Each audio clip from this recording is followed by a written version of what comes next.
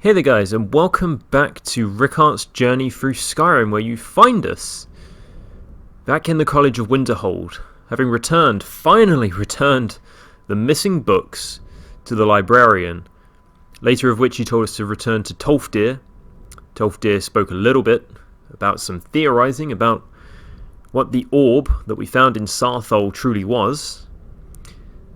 Then we were interrupted by Uncano, the Thalmor associate to the College of Winterhold, who told us to speak to Savos, the Archmage, because he's been visited by a gentleman in a beige robe from the Psijics Order, whom have visited us before while we were in Sarthol. They came to us and said that we were on a path. We don't fully know what that path is yet, so let's find out. Hello, you. Please do not be alarmed. I mean you no harm.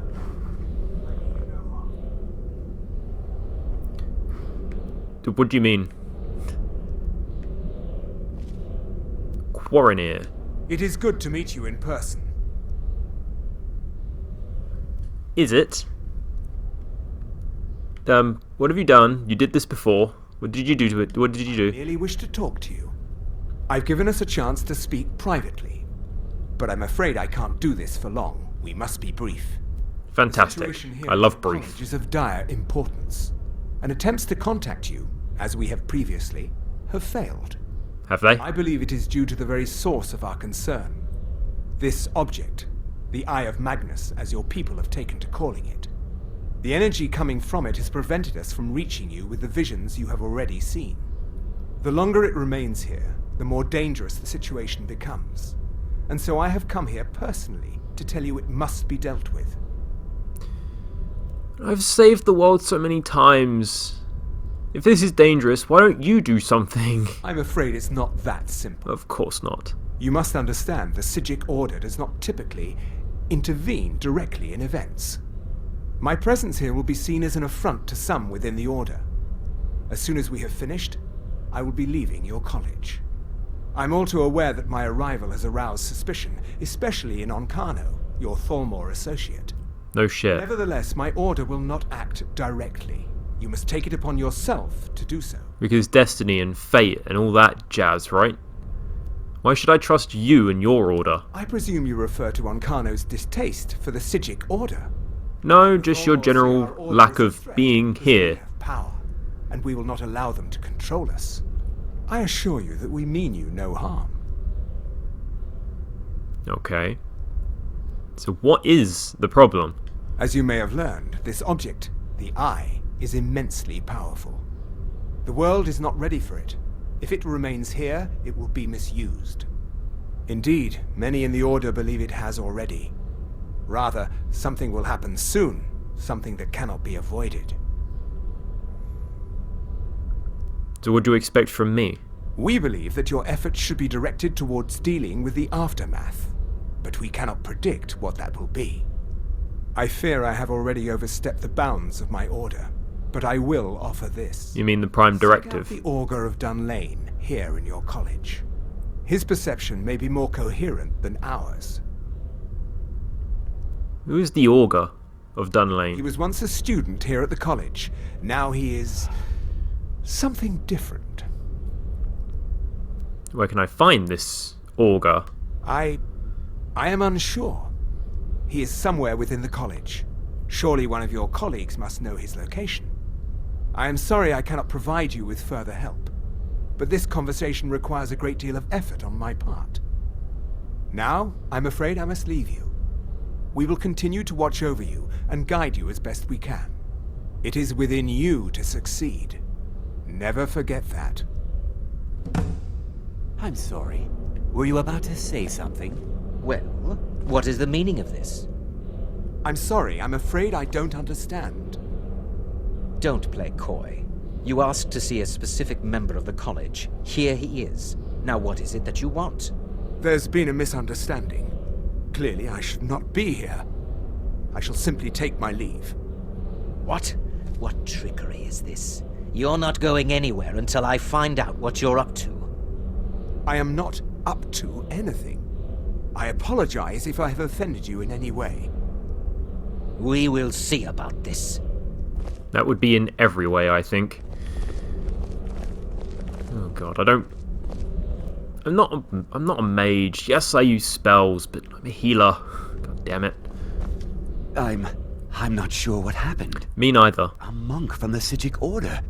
Here after all these years, and then he just leaves. I hope we didn't offend him somehow. Really, he was more concerned if he had offended you, or more importantly, Arcano. What did he want? Beyond asking for you, he never said. Very strange indeed. He said something about the Augur of Dun Lane. Is that something you've ever heard of? Has Tolfdir been telling stories again? I thought I made it quite clear that this was a subject inappropriate for conversation. Please, don't allow him to continue to discuss the subject. Funny how he assumes it was Tolfdir and not something I just heard in the conversation. Or simply told. Okay. Down we go. So, Tolfdir speaks of stories, does he? No, I don't want the Arcanium. I don't know why it puts me on this side. The hyperlinks for getting up to the Archmage's quarters is a bit clumsy.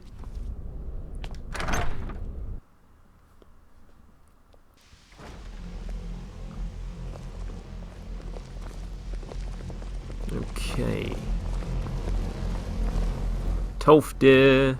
He was right here. I don't mind it and everything, but the sound it makes is just unnerving. I assume Tolfdir must be outside. Could be having an evening nap. Oh god, that bracing chill. I'll never get used to Winterhold. Never, never, never. I don't know how people live in Winterhold. This wind can honestly kill people. Let's see, where is he? Find the Augur of Dun Lane. Ancient technology returned to Serene.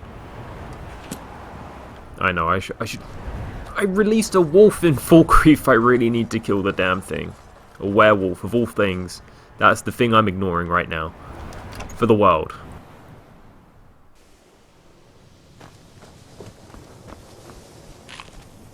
Having lunch. Good to see Skyrim still has such fine people. You give an old man hope. Good to know. Have you ever heard of the Augur of Dun Lane? Well now, there's a name I haven't heard in some time. Is that an Obi-Wan joke? It's been years since I've spoken with him. I suppose he's still down in the Midden, but I haven't checked. Are you going to see him? Do tell him hello for me, won't you? What by Meridia is the Midden? Underneath the college. It's not the nicest place, so if you go down there, please do be careful.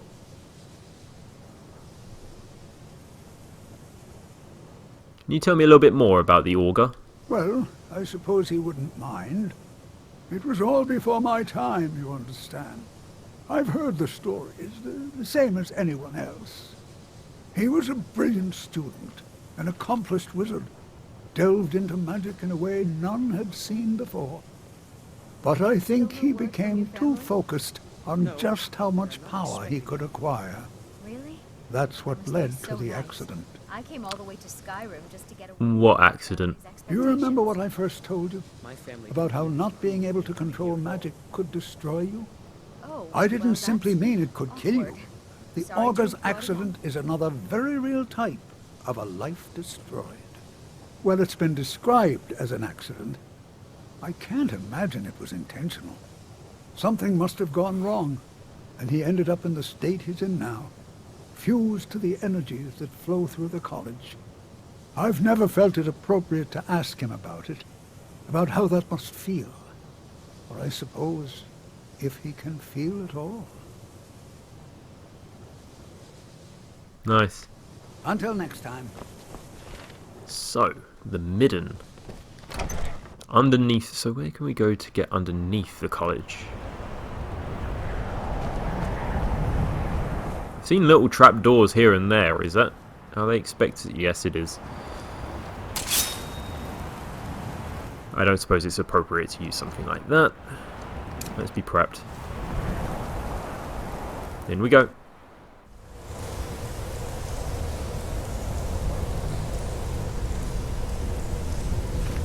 So what does he mean by it's dangerous down here?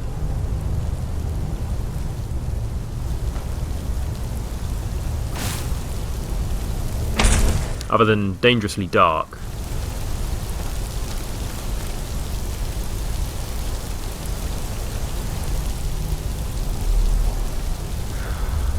I'll assume probably people use this area to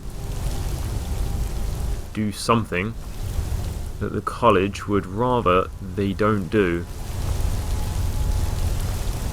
It looks like there are several ways down. I can hear prattling coming from that area. Down there. Yep, that would be a Draugr.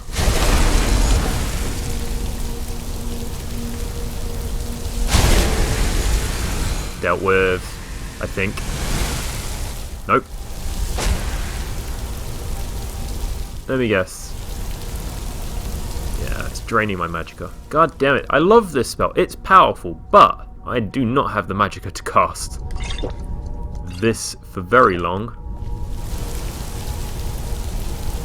Especially when there is something pointing an arrow at me. Oh god, come on. Stop giving me kill cam when I'm not killing. God. That's ridiculous.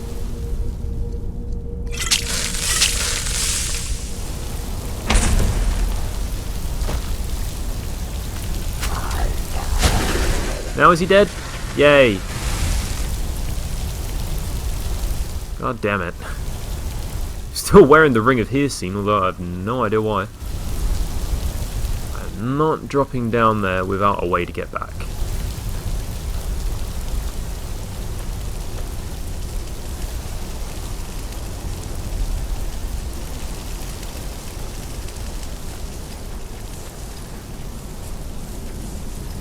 I hear ice wraiths.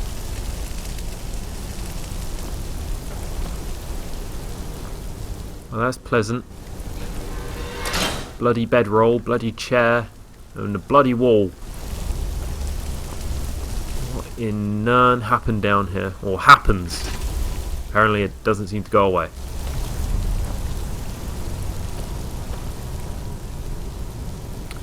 Sure.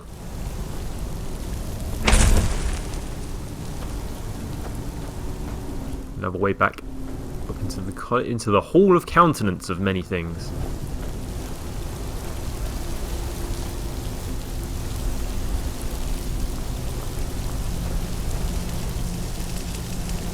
You know what? Let's give it a go. I know it's a destruction spell. Can I even cast it? No. No one cannot. That's going to have to change. I need to be able to cast that. I hate that that's a destruction spell. Mara's Wrath. I do sorely need to be able to cast that spell. Still can't cast Blue Giant. But Helios is okay, I guess. That. Oh, stay down. I suppose if I dual cast Heliomancer's Ballista, it should be a little bit better on me. More powerful as well. And boy, is everything blue.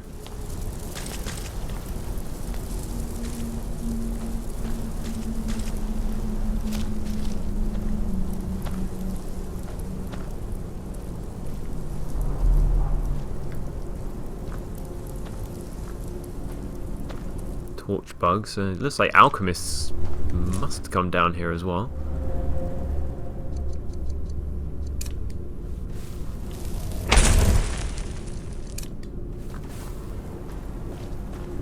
Candlelight's too useful not to have.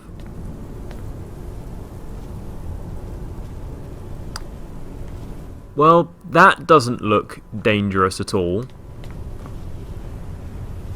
What on earth is this? Fire salt, ruby, and an Atronach forge. I am lacking a required item. Offering box.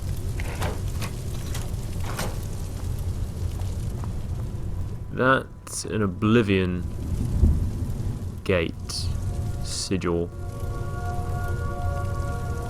Well, I suppose this is where the lessons for conjuration will probably be held.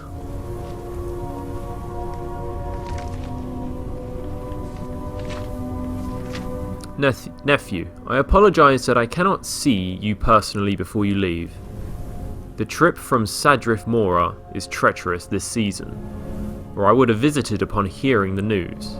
The Nords have a fine college at Winterhold, and I am sure you will excel. You may know that I, too, attended there. I was quite the conjuration adept in my own day. I'm sending you my notes on something called the Atronach Forge, a bit of a project of mine while at Winterhold. Mention nothing to the faculty, but ask your fellow pupils about a place called the Midden. You will find the forge there. I fear a number of my notes are missing, scattered and lost in my travels around Skyrim. Perhaps you may stumble across these in your own adventures. The Atronach Forge offers few clues as to who built it, and even fewer as to how to unlock its full potential. Only through blind experimentation and a few singed eyebrows have I been able to understand its function. The forge is mostly a large die, almost crude of make, but emblazoned with the traditional Daedric rune. An offering box is attached, as well as a prominent lever. The die also features a large setting which seems set to receive some large spherical object. I've had no luck determining this missing object, maybe however, or what effect it may have on the efficacy of the forge. The forge is activated by placing certain items into the offering box and pulling the lever. The forge consumes the items and conjures something upon the die. The conjuration can be predicted reliably if the appropriate items are left in the box, but many combinations either have no effect or catastrophic reactions. Once I conjured a wild goat. Well, most of the goat at least. That's a Galaxy Quest joke. Experimenting wildly with the forge is dangerous. I have recorded such recipes as I have discovered on the following pages. The simplest, yet perhaps most hazardous stable recipe is that of a summoned Atronach. The conjured brute will attack the first thing they see, however, be ready for the battle if you have reason to use these recipes. Fire salts, frost salts, and void, ruby and sapphire and amethyst respectively. I'm gonna take that. Or maybe I should leave it here. Why do I feel like I'm doing more harm than good? Okay, my instincts are telling me that way. And boy, I should really do more alteration or illusion. I can't quite remember for a candlelight spell.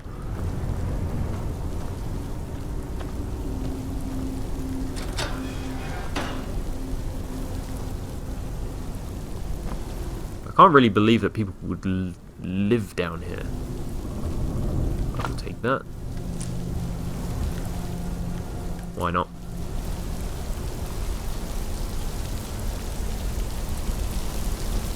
This was where the Draugr was. Owning a silver sword, no less. Okay, well, I'm going to go up and over first. What's it down this way? Dead end? Fair enough.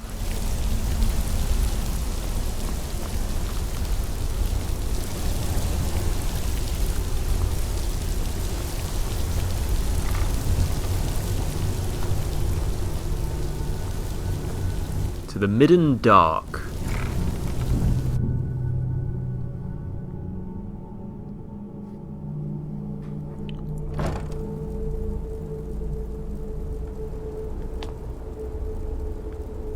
That is dark.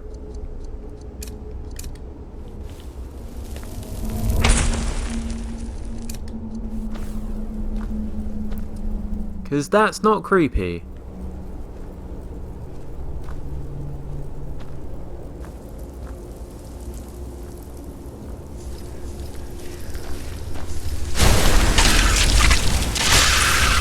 Oh boy, that got really close.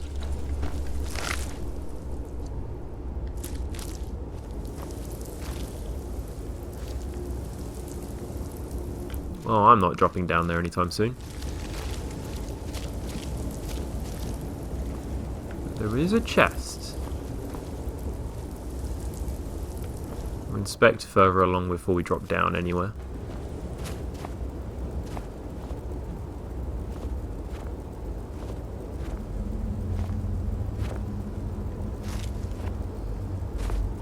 What would be up?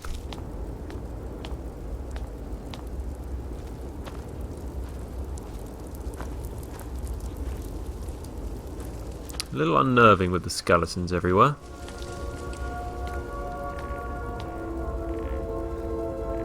Oh yeah, I hear the bones moving.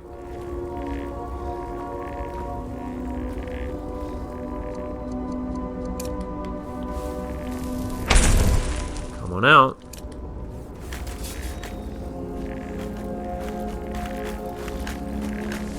Nope. I can hear ya.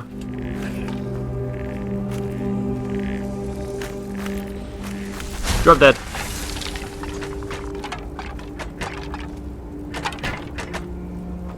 And many more. Oh, the Dark Souls. We have here De Rum de Renis by Vorian de Reni. I am 611 years old. I've never had children of my own, but I've had many nieces and nephews and cousins who have been raised with the tales and traditions of our ancient, illustrious and occasionally notorious clan, the de Reni. Few families in Tamriel can boast so many famous figures wielding so much power over the fate of so many.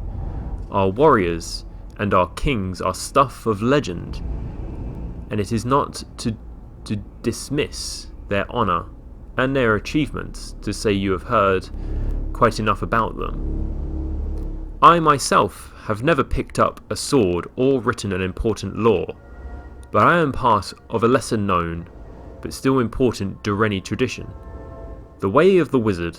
My own autobiography would be of little interest to the posterity, though my nephew, nieces and cousins indulge me to tell wild tales of life in the chaotic second era of Tamriel. But I have a few ancestors whose stories should be told. They may have changed history as we know it, as dramatically as my better known relatives, but their names are in danger of being forgotten. Most recently, Lysandus, king of Daggerfall, was able to conquer his ancient enemies of Sentinel, in part thanks to his court sorceress Medora de Reni. Her grandfather Jovron de Reni was imperial battle mage to the court of the Dunmer Empress of Tamriel. Kataria? Depends. Assisting her in creating peace in a time of turmoil. His great-great-grandfather Peladil de Reni had a similar role in his potentate and encouraged the guild act, without which we would not have all the professional organisations we have today. His ancestor many times back was the witch Raven de Reni, who with her better known cousins Aiden and Rian brought an end to the tyranny of the latter Elysian Empire. Before the Psijics of Artaeum, it is said she created the art of enchantment, learning how to bind a soul into a gem and used that ensorcel all manners of weaponry. But it is the story of an ancestor even more ancient, more distant than Raven, I wish to tell. Alicel de Reni harkens back they look like bees to me, harkens back to the humble beginnings of our clan in the tiny farming village of Tirigel on the banks of the river Camos, which was then called the Dyron, hence the family name. Like all on Somerset Isle in those days, he was a simple planter of the fields. But while others only grew enough to sustain their immediate kin, even distant cousins of the Durrani worked together. They would decide as a group which fields were best for wheat, orchard, vine, livestock, or apiary, and thereby always have the best yields of any farm, which worked alone, doing the best as it could with what it had. Asliel had a particularly poor farm for most kind of agriculture, but small herbs found its stony, loamless, acidic soil very comfortable out of necessity more than anything else. He became an expert in all manners of herbs. For the most part, of course, they were used in flavouring cooking. But as you know, hardly any plant grows on the surface of our world without a magical potency. Even so long ago, witches already were in existence. It would be ridiculous for me to suggest that Asliel Durrani invented alchemy. What he did, what we can all be grateful for, is that he formulated it into an art and science. There were no witches, covens in Tirigel, and of course, there would be no mages guild yet for thousands of years. So people would come to him for cures. He learned for himself the exact formula for combining black lichen and root brush to create a cure for all manners of poison, and the amount of willow antler to crush and mix with chokeweed to cure diseases. There were few much greater threats in Tirigel in those peaceful days than disease or accidental poisons. Yes, there were some dark forces in the wilderness, trolls, chimera, and the occasional malevolent fairy folk, and will-o-wisp, but even the youngest, most foolish Outma knew how to avoid them. There were, however, a few unusual threats which Asliel had a hand in defeating. One of those tales told him that I believe to be true is how he was brought a young niece who had been suffering from an unknown disease. Despite his ministrations, she grew weaker and weaker every morning. Finally, he gave her a bitter-tasting drink, and the next morning ashes were found all around her bed. A vampire had been feeding on the poor girl, but Asliel's potion had turned her very blood into poison, without harming her in the least. If only this formula had not been lost in the mists of history. This would have been enough to make him a minor but significant figure in the annals of early Somerset. But at that point in history, a barbarian tribe called the Lokvar had found their way down the Duren River and recognised Tirigel as a rich target for raids. The Durrani, not being warriors yet but simple farmers, were helpless and could only flee and watch the Lokvar take the best of their crops, raid after raid. Asliel, however, had been experimenting with the vampire dust, and brought his cousins to him with a plan the next time the Lokvar was sighted on the Diren. The word went out, and all the most able-bodied came to Asliel's laboratory. When the barbarians arrived in Tirigel, they found the farms deserted, and assumed that all had fled as usual. But they set about stealing the bounty they suddenly found themselves under attack by invisible forces. Believing the Durrani farmers to be haunted, they ran away very quickly. They attempted a few more raids, for their greed would always eventually overpower their fear, and each time they were set upon by attackers who they could not see. As barbaric as they were not stupid, and they changed their mind about the source of their defeat.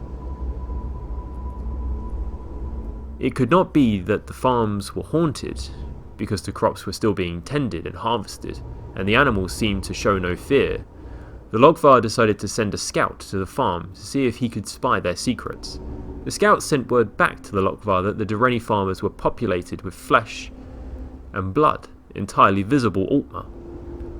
He continued to watch as his Arbarian cohorts moved down the river, and he saw the elderly and the children flee for the hills, while the able-bodied farmers and their wives went to Asliel's laboratory. He saw them go in. He saw no one come out. As usual, the Logvar were repelled by invisible forces, but their scouts soon told them what he saw happening in the laboratory. The next night, 2 Logvar approached Asliel's farm very stealthily, and managed to kidnap him without alerting the rest of the Durrani. The Logvar chieftain, knowing that the farmers could no longer count on the alchemists to make them invisible, considered an immediate attack on the farms. But he was a vengeful sort, and felt he had been humiliated by these simple farmers. A crafty plan emerged in his mind. What if the Durrani, who always saw his barbarian tribe coming, for once did not? Imagine the slaughter if no one even had a chance to flee. The scout had told the chieftain that Asliel had used the dust of a vampire to make the farmers invisible. But he was not sure what the other ingredient had been. He described an incandescent powder that Asliel had mixed into the dust. Asliel of course refused to help Logvar, but they were experts in torture as well as pillage, and he knew that he would talk or die. Finally, after hours of torture, he agreed to tell them what the incandescent powder was. He did not know the name, but he called it glow dust, the only remains of a slain will-o-wisp. He told them they would need a lot of it if they wanted to turn the whole tribe invisible for the raid. The Logvar grumbled that not only did they have to find and kill a vampire to obtain his dust, but they would have to kill several will-o-wisps to get theirs. In a few days' time, they came back with the ingredients the alchemist asked for. The chieftain, not being a complete idiot, made Asliel taste the potion first. He did as he was told and turned invisible, demonstrating that it did truly work. The chieftain put him to work creating more. No one apparently noticed that while he did, he was nibbling on black lichen and rue brush. The Logvar took the potion as he doled it out, and soon, but not too soon, they didn't suffer. They were all dead. The scout had seen Asliel mixing the invisibility potion, had apparently mistook the glow of the candlelight in the laboratory for an incandescent, which the second ingredient of the invisibility potion did not possess. The second ingredient was actually dull, simple redwort, one of the most common herbs in Tamriel. When they had insisted during torture that Asliel tell them what the incandescent powder was. Asliel remembered that had once experimentally mixed glow dust and vampire dust together and created a powerful poison. It was simple enough to steal a little redwort from the barbarian's camp, mix that with the vampire and glow dust mixture and create a potion that was in fact invisibility poison. After curing himself, he gave the poison to the barbarians. The Logvar, being dead, never again raided the Durrani farms, and having no other enemies, they were able to grow more and more prosperous and powerful. Generations later, they left Somerset and began their historic adventures on Tamriel mainland. Asliel Durrani, because of his excellence as an alchemist, was invited to Artaeum and became a Psijic. It is not known how many more of the common formulas we know today were invented by him, but I have no doubt the science and art of alchemy as we know today would not exist without him. But that is all the distant past. Asliel's innovations, like my modest ones, like the achievements of the Durrani throughout history are but stepping stone to the wonders which will come in the future. I wish I could be there to witness them, but if only I can only share some of the past with the children of Dureni and the children of Tamriel, then I will consider my life well spent. Very interesting read. Okie dokie. Getting a little bit hungry after that. I like playing on survival, but it's not without its annoyances. Why do I get the feeling if I open that door?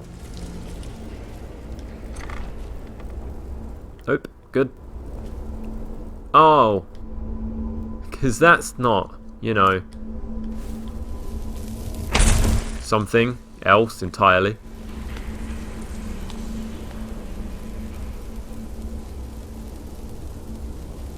Once again, another Daedric rune.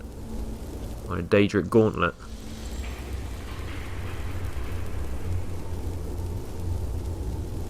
Midden incident report. That key. Take the investigator's key.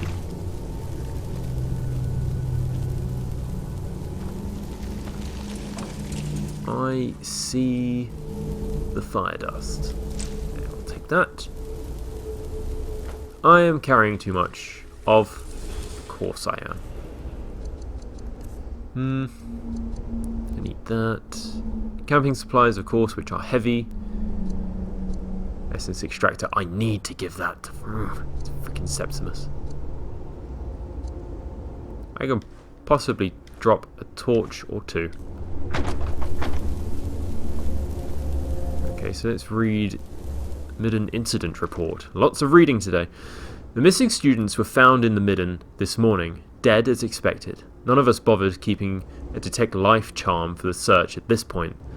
The bodies were found together, each suffering the same deformities, peeled and bubbling skin on the arms and face. Conjurer's burn, as it's commonly referred to around the college. There's little doubt they were attempting a summoning ritual, well beyond their capabilities. The relic nearby put any doubt in this theory to rest. I admit I've never seen one like it. A large segmented sculpture of a gauntlet, the Daedric sigil emblazoned upon the palm. Attempts to move it were in vain. I must show it to the Archmage Sedoff during his upcoming visit. Perhaps he will know more. While we couldn't move the relic, I was able to pry 4 rings. I'm sure there's a connection between them and the ritual the students were attempting. I'll store these in the Arcanium until we can consult the Conjuration Master to learn more.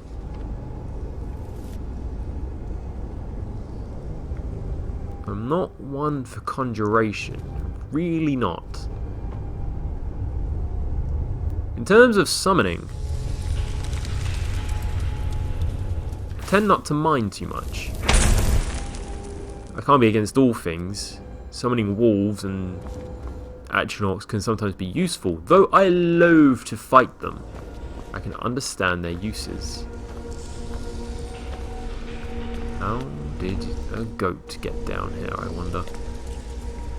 It's purely the summoning of undead that I detest.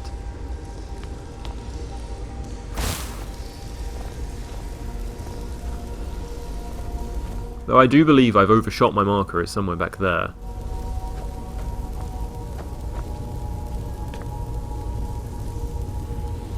Aha.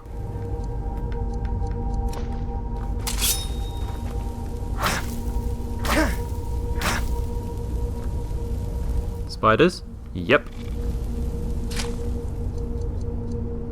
Where is that? Oh wow, yeah, they are resistant to that.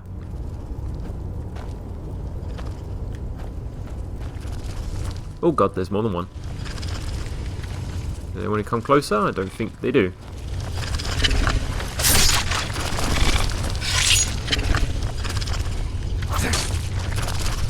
And down we go. Oh god, nope. Forgot I traded it for candlelight.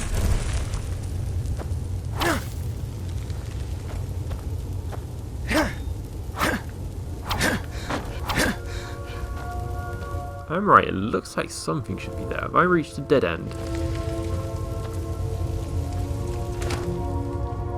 Ooh, hello. I didn't want the basket. I didn't want the basket at all.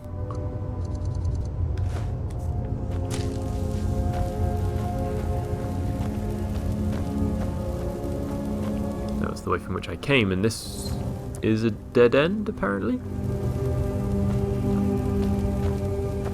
I mean, that looks like it. There should be something there, but I can't quite see.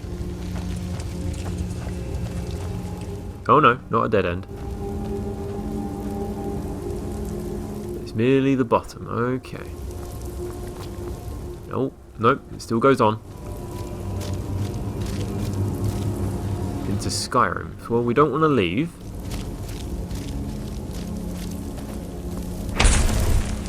No doubt we can make a hunt for the Augur now. I have a feeling I know where he was.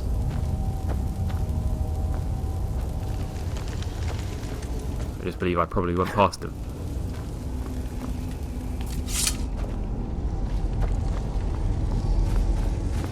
I mean, when you find something that's quite as intriguing as this, wow, any imagination is going to be stole. Will be theft.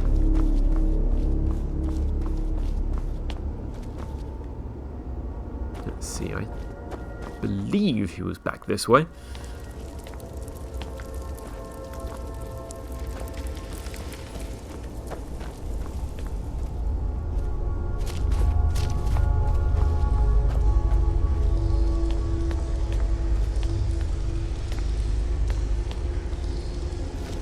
Has his own room, does he? Your perseverance will only lead to disappointments. Still, you persist. Very well. You may enter. Thank you. Oh god. Oh my god, my eyes. You're the Augur? I am that which you have been seeking. Your efforts are in vain. It has already begun. But those who have sent you have not told you what they seek, what you seek.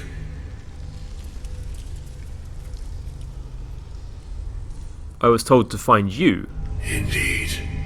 And so you have come looking, though you do not know why. Like others before you, you blindly follow a path to your own destruction. The Thalmor came seeking answers as well, unaware they will be his undoing. Your path now follows his, though you will arrive too late.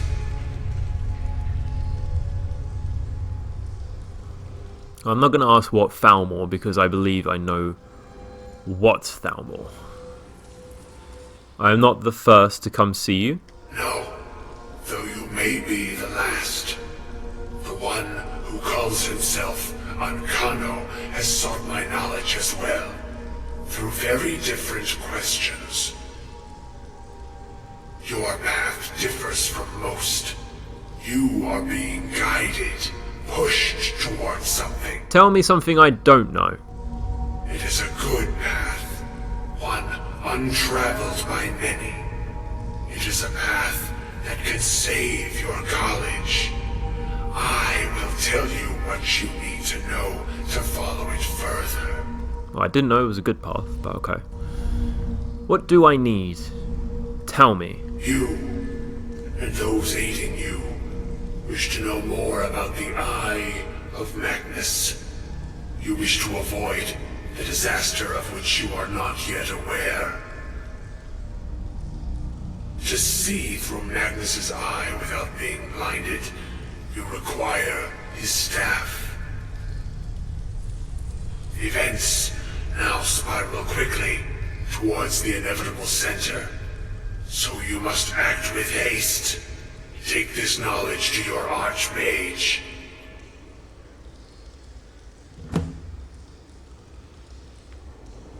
Wait. Tell me more about my good path. Oh, I may be the last to speak to him. Seems like whatever this existence is not infinite. I think even he has an end. Well, back we go. I might not take this information to Savos immediately. We've been down here most of the evening. I dare say it's probably the night.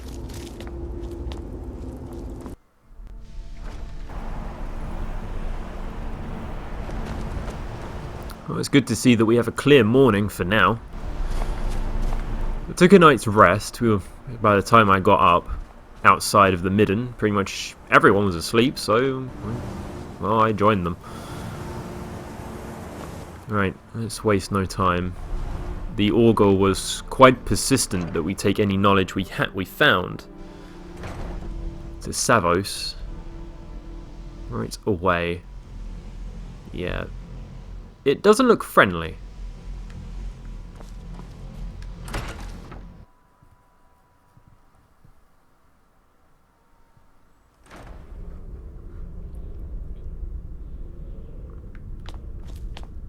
You really should get torches on these stairs. Oh, I do hope he's even here. He's not, is he? Well, I mean, this is where he should be. Right? I mean, fuck it. He's probably out and about. I doubt he's in the Arcanium, but we'll have a look-see.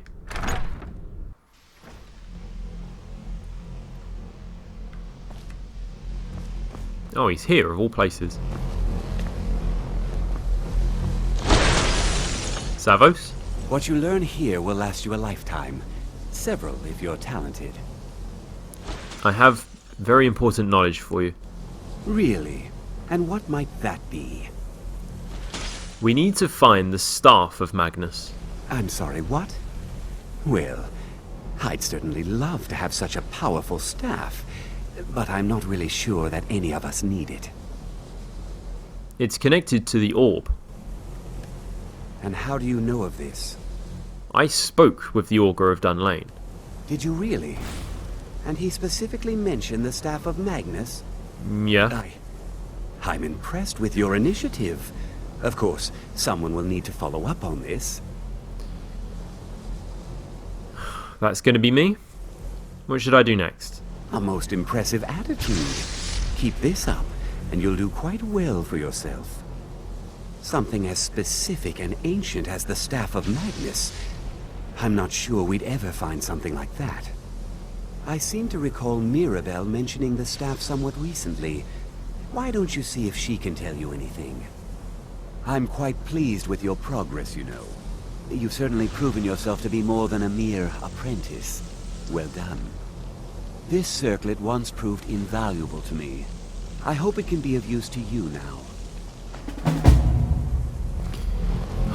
Don't give me shit.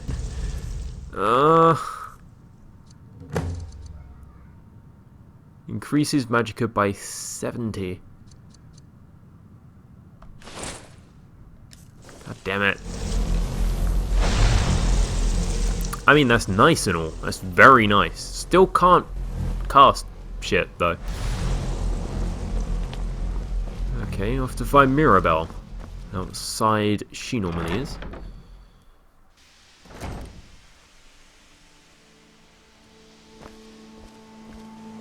I think.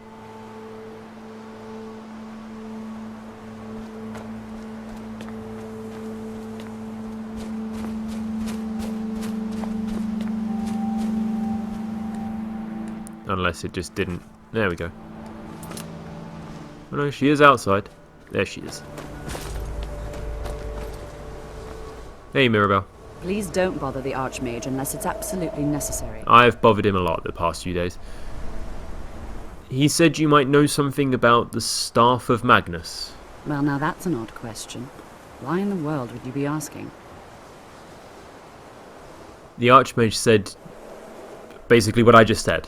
I see. Well, yes, I suppose I did mention it, though I'm not sure what he expects me to tell you.